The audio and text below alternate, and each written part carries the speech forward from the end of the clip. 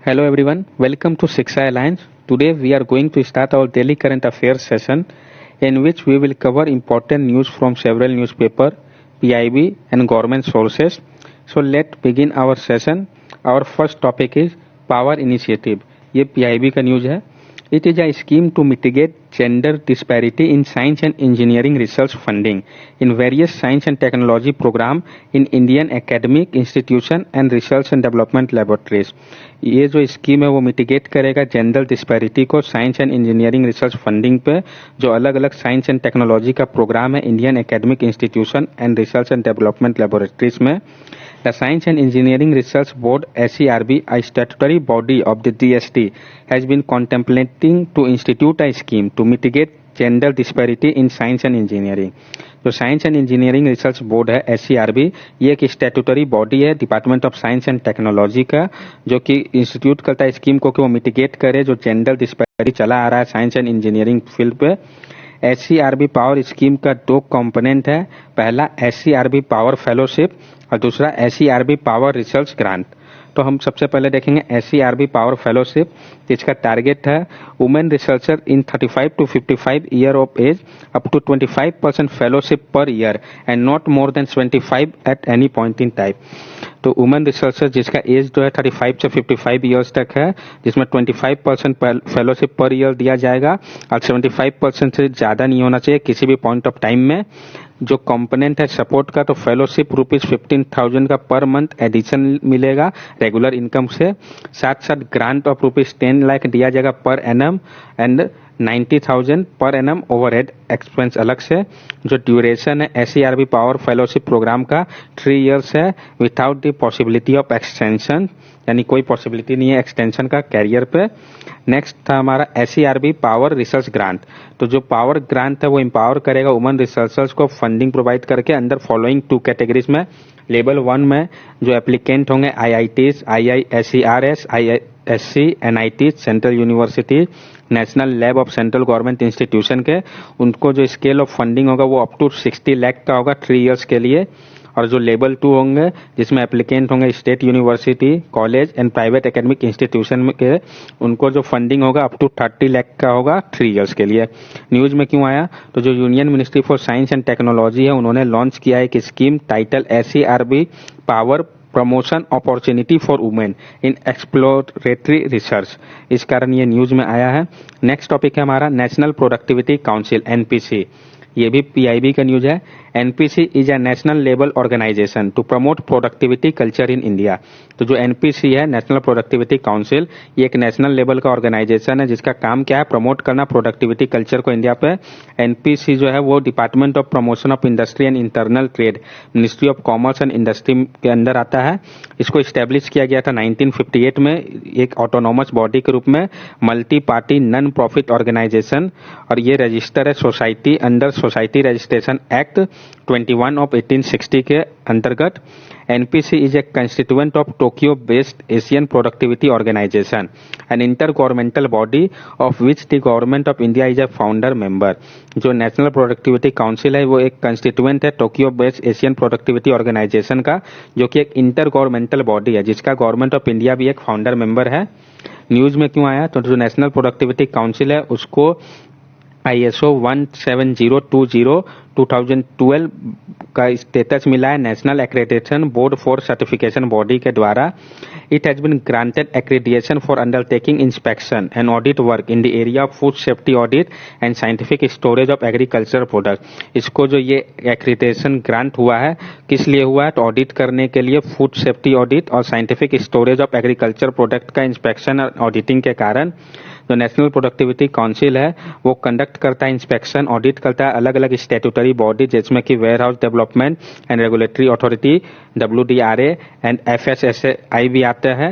And it already having high credential, इसका पहले से ही बहुत हाई क्रेडेंशियल है area of inspection and audit के मैटर पे. नेक्स्ट टॉपिक है हमारा permanent commission for women in Indian navy. The Supreme Court has allowed the Union government time till December 31 to implement its March 17 judgment, which upheld the right of women naval officer to be considered for permanent commission. जो supreme court है उन्होंने allowed कर दिया union government को दिसंबर 31 तक का समय दिया है ताकि वो इम्प्लीमेंट कर सके अपने मार्च 17 के जजमेंट को, ताकि अपहेल्ड किया जा सके जो राइट है वुमेन नेवल ऑफिसर का कि उनको परमानेंट कमीशन किया जाए। सुप्रीम कोर्ट का मार्च 17 का जजमेंट क्या था?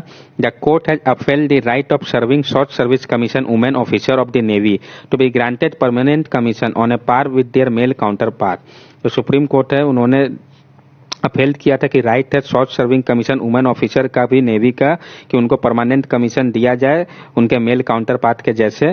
जजमेंट जो था बेस था जो केस फाइल किया गया था 17 वुमेन एसएससी ऑफिसर के द्वारा जिनको की परमानेंट कमीशन डिनाई किया गया था और डिस्चार्ज कर दिया गया था 14 ईयर्स ऑफ सर्विस कंप्लीट करने के बाद एसएससी ऑफिसर के रूप पे।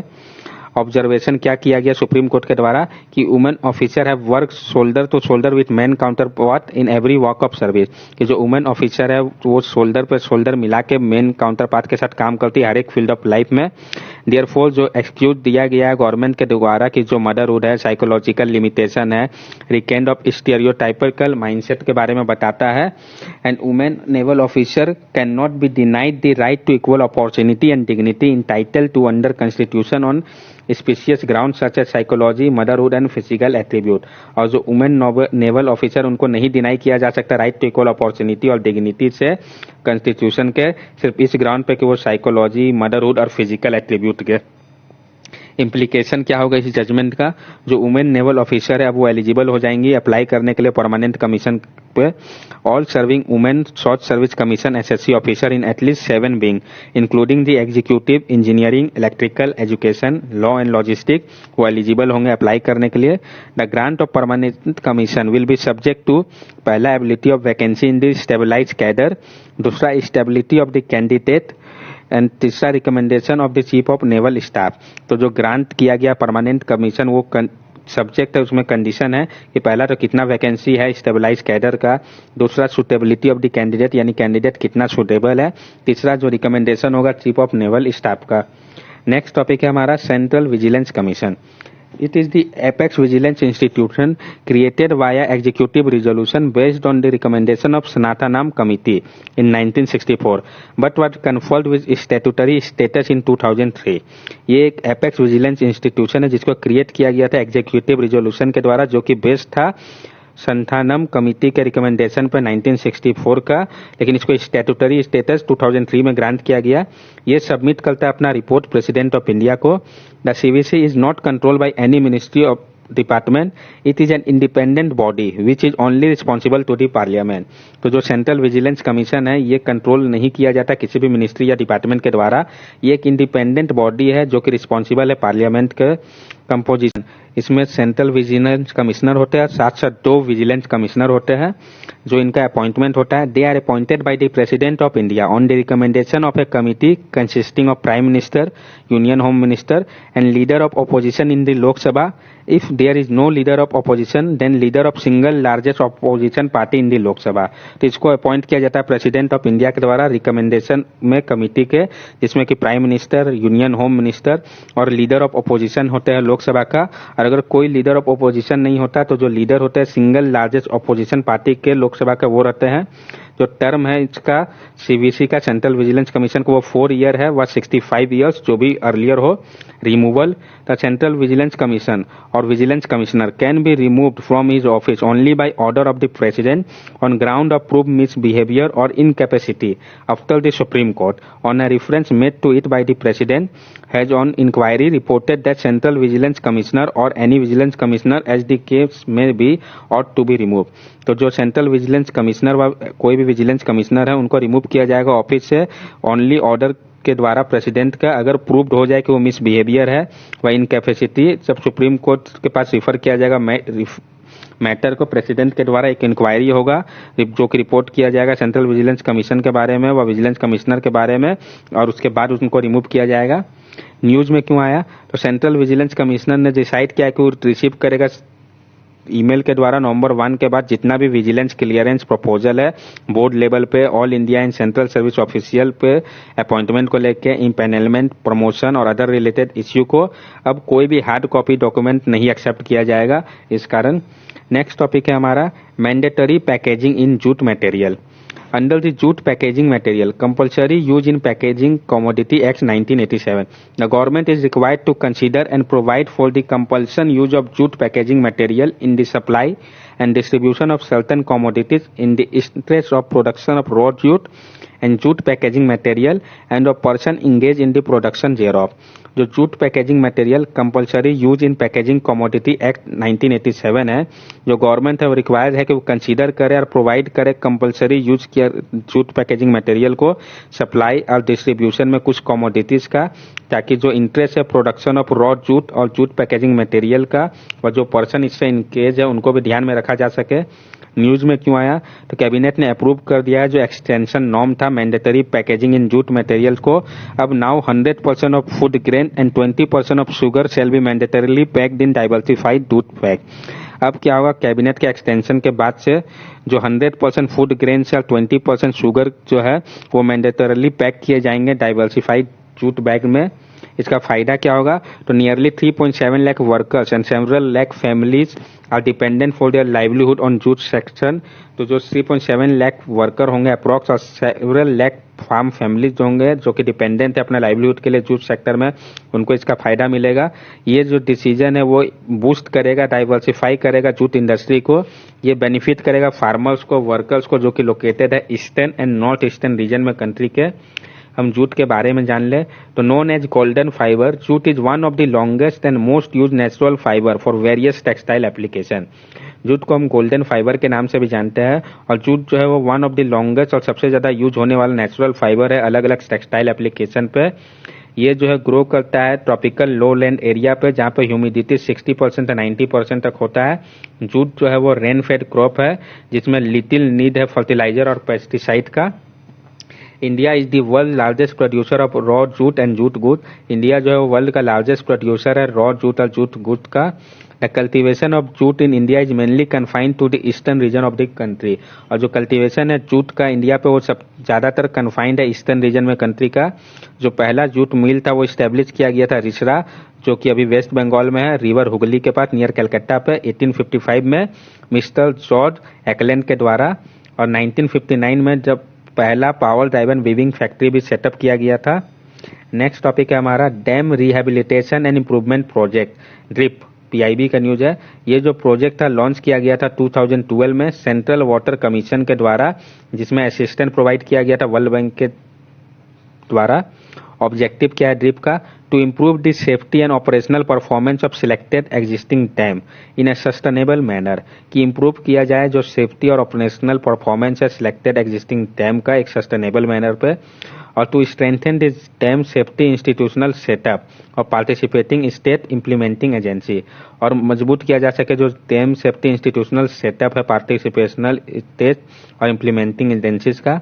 जो फेज 1 था प्रोजेक्ट का, फर्स्ट फेज में ड्रिप प्रोग्राम का 223 डैम्स को कवर किया गया था 7 स्टेट के।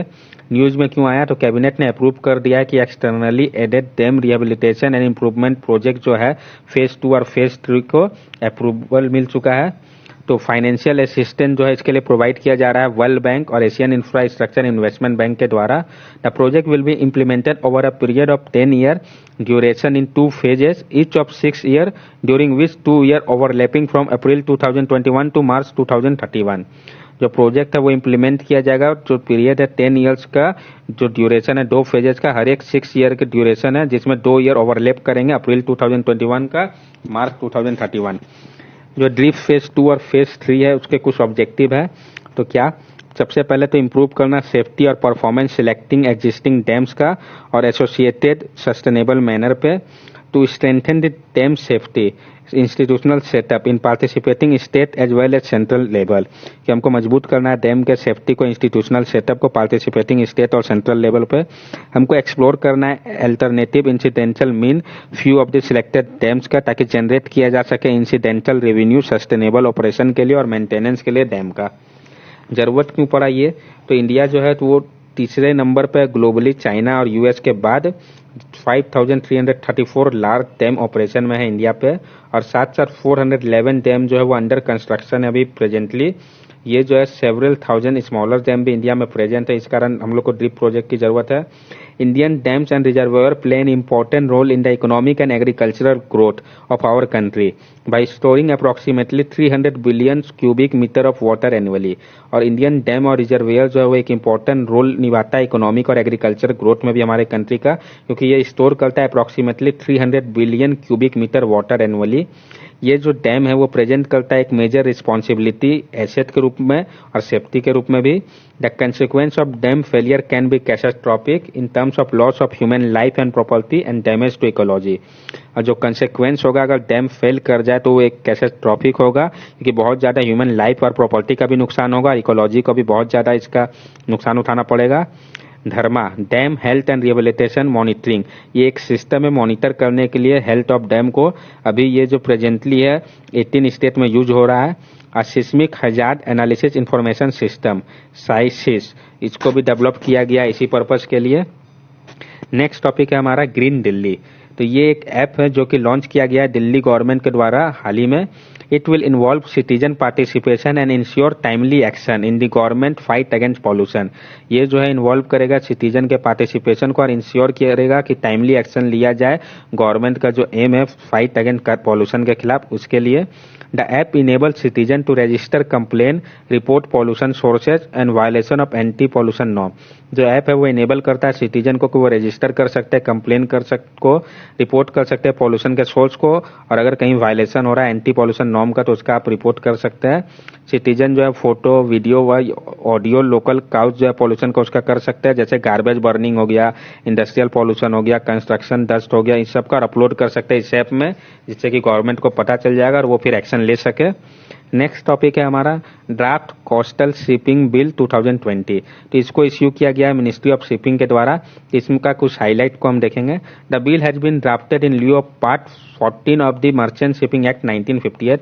जो बिल है इसको ड्राफ्ट किया गया है ध्यान में रख के जो पार्ट 14 है मर्चेंट शिपिंग एक्ट 1958 का, उसको। The definition of coastal shipping and coastal water has been expanded. जो डिफिनेशन था कोस्टल शिपिंग और कोस्टल वाटर को उसको एक्सपेंड किया गया है। It is propose to do away with the requirement of trading license for Indian flag vessel for coastal trade. इसमें propose किया गया है जो रिक्वायरमेंट था ट्रेडिंग लाइसेंस का इंडियन फ्लैग वेसल्स के लिए कोस्टल ट्रेड के लिए उसको हटाया जाए। The bill also propose integration of coastal maritime transport with inland waterways। और बिल ये भी प्रपोज कर रहा है कि इंटीग्रेट किया जाए जो कोस्टल मैरीटाइम ट्रांसपोर्ट है उसको इनलैंड वाटरवेज के साथ। इसमें एक प्रोविजन है नेशनल कोस्टल और इनलैंड शिपिंग स्ट्रेटेजिक प्लान का भी। नेक्स्ट टॉपिक है हमारा maritime India vision 2020। It is a 10-year blueprint for the maritime sector which will be released at the Maritime India Summit in November 2020। ये 10 साल का blueprint है maritime sector के लिए, जिसको कि रिलीज किया जाएगा मैरीटाइम इंडिया समिट में नवंबर में 2020 में। ये जो है सुप्रसिद्ध करेगा सागरमाला इनिशिएटिव को, और इसका मकसद है बूस्ट करना वाटरवेज को, ताकि ये एक फिलिप देख सके शिप बिल्डिंग इंडस्ट्री को और इनकरेज कर सके क्रूज टूरिज्म को इंडिया पे। जो न्यू फीचर्स है विजन का क्या क्या है, तो पहला तो मैरीटाइम डेवलपमेंट फंड, इसके लिए 25,000 करोड़ का फंड रखा गया जो कि प्रोवाइड करेगा लो cost long tenure financing sector को, जिसमें सेंटर कंट्रीब्यूट करेगा 2500 crore over 7 years। Port Regulatory Authority, a pan-India port authority will be set up under the new Indian Port Act to replace the old Indian Port Act 1908 for enabling oversight across major and non-major port, enhance institutional coverage for port and provide for structural growth of the port sector to boost investors' confidence। तो जो port regulator authority होगा ये एक pan India port authority को setup किया जाएगा new Indian port act के तहत, जो कि रिप्लेस करेगा पुराना पोर्ट एक्ट 1908 को, विच इनेबल जो कि इनेबल करेगा मेजर और नॉन मेजर पोर्ट को, क्यों इनहेंस करे इंस्टीट्यूशनल कवरेज को पोर्ट का, प्रोवाइड करे स्ट्रक्चरल ग्रोथ पोर्ट सेक्टर पर, बूस्ट करे इन्वेस्टर के कॉन्फिडेंस को। रिवराइन डेवलपमेंट फंड की बात की गई है। Call for extending low cost long term financing for inland vessel with the support of riverine development fund and for extending the coverage of the tonnage tax scheme, जो कि applicable है ocean going ship and vessels के लिए, inland vessels के लिए। Also enhance the ability of such vessel, और enhance करेगा ability वैसे वेसल्स के लिए। तो इसमें बात की जा रही है कि रिवराइन डेवलपमेंट का भी फंड हो। रैशनलाइजेशन ऑफ पोर्ट चार्जेस, कि जो पोर्ट का चार्जेस उसको रैशनलाइज किया जाए, it will make them more competitive beside doing away with all hidden charges levied by ship liner to bring in more transparency. ये क्या करेगा, तो मोर कम्पिटिटिव बना देगा। जो हिडन चार्जेस जो कि लगाया जाता था शिप लाइनर के द्वारा, उसको हटाया जाएगा, ज़्यादा ट्रांसपेरेंसी लाया जाएगा, जो चार्जेस उसको रैशनलाइज करके प्रमोट किया जाएगा वाटर ट्रांसपोर्ट को। इससे क्या होगा, तो डिकंजेशन होगा अर्बन एरिया का और डेवलप किया जाएगा वाटरवेज को एक alternative means of urban transport के रूप में। Eastern waterways connectivity transport grid project, इसका एम होगा कि डेवलप किया जाए regional connectivity Bangladesh, Nepal, Bhutan and Myanmar पे। सो आज हम लोगों ने क्या किया क्या उसको ब्रीफली हम लोग एक बार देख ले। तो सबसे पहला टॉपिक था हमारा पावर इनिशिएटिव। तो इसमें हम लोगों ने देखा कि ये स्कीम है क्या, किसके द्वारा लाया गया, इसके कंपोनेंट के बारे में जाना, SCRB पावरशिप फेलोशिप का टारगेट क्या है, ड्यूरेशन क्या है। देन हम लोगों ने SCRB पावर रिसर्च ग्रांट के बारे में जाना। नेक्स्ट था हमारा नेशनल प्रोडक्टिविटी काउंसिल, तो है क्या ये और करता क्या है, किस मिनिस्ट्री के अंदर आता है, ये हम लोगों ने देखा। कब इस्टेब्लिश किया गया, न्यूज में क्यों आया। After that permanent commission for women in Indian navy, तो सुप्रीम कोर्ट के जजमेंट के बारे में जाना इससे रिलेटेड। फिर इसका ऑब्जर्वेशन क्या हुआ, इम्प्लीकेशन क्या पड़ा जजमेंट का, ये देखा। देन हम लोगों ने सेंट्रल विजिलेंस कमीशन को कवर किया। तो इसमें सबसे पहले हम लोगों ने देखा सेंट्रल विजिलेंस कमीशन है क्या, कब क्रिएट किया, सेंट्रल विजिलेंस कमीशन रिपोर्ट किसको सबमिट करता है। सेंट्रल विजिलेंस कमीशन एक इंडिपेंडेंट बॉडी है, इसका कंपोजिशन क्या है, इसको कैसे अपॉइंट किया जाता है, टेन्योर क्या है, रिमूवल के बारे में इसके जाना, उसका न्यूज में क्यों आया ये देखा। आफ्टर दैट हम लोगों ने देखा मैंडेटरी पैकेजिंग इन जूट मटेरियल्स, तो ये न्यूज में आया क्यों, इसके बेनिफिट क्या है। देन जूट के बारे में जाना।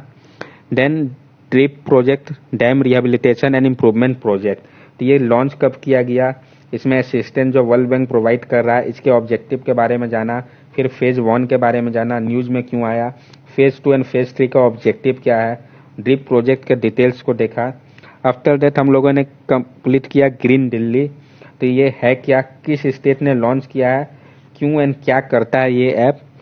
Then draft coastal shipping bill 2020, इसमें मिनिस्ट्री ऑफ शिपिंग ने इश्यू किया, ये देखा, इसके हाईलाइट को जाना।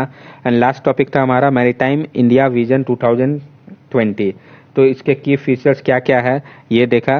That's all for today current affairs session.